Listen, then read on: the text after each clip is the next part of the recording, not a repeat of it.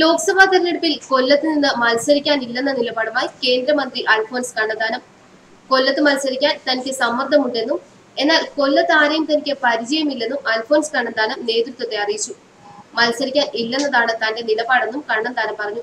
എന്നാൽ പാർട്ടി സമ്മർദ്ദം തുടർന്നാൽ തൃശൂരോ പത്തനംതിട്ടയിലോ കോട്ടയത്തോ മത്സരിക്കാമെന്നും കണ്ണന്താനം പറയുന്നു.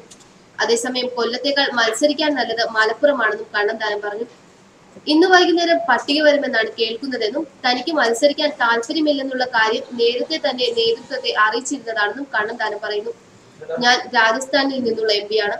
3.5 വർഷം കൂടി രാജ്യസഭയിലുണ്ട്. അതുകൊണ്ട് മത്സരിക്കേണ്ട ആവശ്യമില്ല.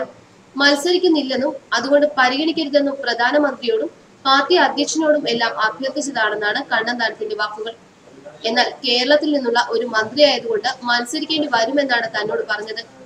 അതുകൊണ്ട് താല്പര്യമില്ലെങ്കിലും പാർട്ടി പറയുന്നത് എന്തും ചെയ്യും. എന്റെ സ്വന്തം മണ്ഡലം പത്തനംതിട്ട മണ്ഡലമാണ്. ഞാൻ അവിടുത്തുകാരനാണ്.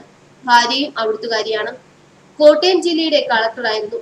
എല്ലാം കൊണ്ടും അവിടുത്തെ ലോക്കൽ സ്ഥാനാർത്ഥിയാണ്. അവിടെ വിജയസാധ്യത ഉണ്ടെന്ന് തോന്നുന്നുവെന്നും കണ്ണന്താനം പറയുന്നു. ഇത്തരം ഘടകങ്ങൾ ഉള്ളതിനാൽ പത്തനംതിട്ടയിൽ പരിഗണിക്കുകയാണെങ്കിൽ നല്ലതാണെന്ന് അറിയിച്ചതായും അദ്ദേഹം പറഞ്ഞു.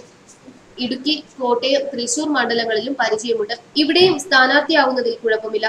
എന്നാൽ കൊല്ലത്ത് സ്ഥാനാർത്ഥിയാവുന്നതിൽ നല്ലത് മലപ്പുറത്ത് സ്ഥാനാർത്ഥിയാവുന്നതാണെന്ന് കണ്ണന്താനം പരിഹസിച്ചു. കൊല്ലത്ത് തനിക്ക് ആരെയും അറിയില്ല. പക്ഷേ പാർട്ടി പറഞ്ഞാൽ എവിടെ വേണമെങ്കിലും മത്സരിക്കുമെന്നും പറയുന്നു.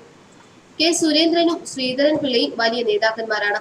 അവർക്കാണ് വിജയസാധ്യതയെന്ന് പാർട്ടിക്ക് തോന്നുകയാണെങ്കിൽ അവർക്ക് സീറ്റ് കൊടുക്കണമെന്നും അതാണ് തന്റെ നിലപാടെന്നും കണ്ണന്താനം വ്യക്തമാക്കി. അതേസമയം തിരഞ്ഞെടുപ്പ് ഗോതയിൽ LDFും UDFും സ്ഥാനാർത്ഥികളെ പ്രഖ്യാപിച്ചു കഴിഞ്ഞു. എന്നാൽ BJP ഇതുവരെ സ്ഥാനാർത്ഥി നിർണയം നടത്തിയില്ല. അതുകൊണ്ട് തന്നെ അണികളും അമർഷത്തിലാണ്. മറ്റു പാർട്ടികൾ പ്രചരണം തുടങ്ങിയിട്ടും തങ്ങൾക്ക് പറയാൻ പോലും ഒരു സ്ഥാനാർത്ഥി ഇല്ലാത്തതിന്റെ അമർഷമാണ് അണികൾക്ക്. അതേസമയം എടുത്തുചാടി പ്രഖ്യാപിച്ച ഇടതു പട്ടികയും ഗ്രൂപ്പുകൾക്ക് വീതം വെച്ച് നൽകിയ വലതു പട്ടികയും കൂട്ടാൻ തരത്തിലുള്ള സ്ഥാനാർത്ഥികളെ നിർത്താനാണ് ഇത്രയും ചർച്ച വേണ്ടി വരുന്നതെന്നും റിപ്പോർട്ടുകളുണ്ട്. എന്താണെങ്കിലും തീയതി പ്രഖ്യാപിച്ച് ഇത്രയായിട്ടും സ്ഥാനാർത്ഥികളെ പ്രഖ്യാപിക്കാത്തതിനുള്ള അമർഷം അണികൾക്ക് നന്നായുണ്ട്. ന്യൂസ് ഡെസ്ക് മലയാളി വാർത്ത.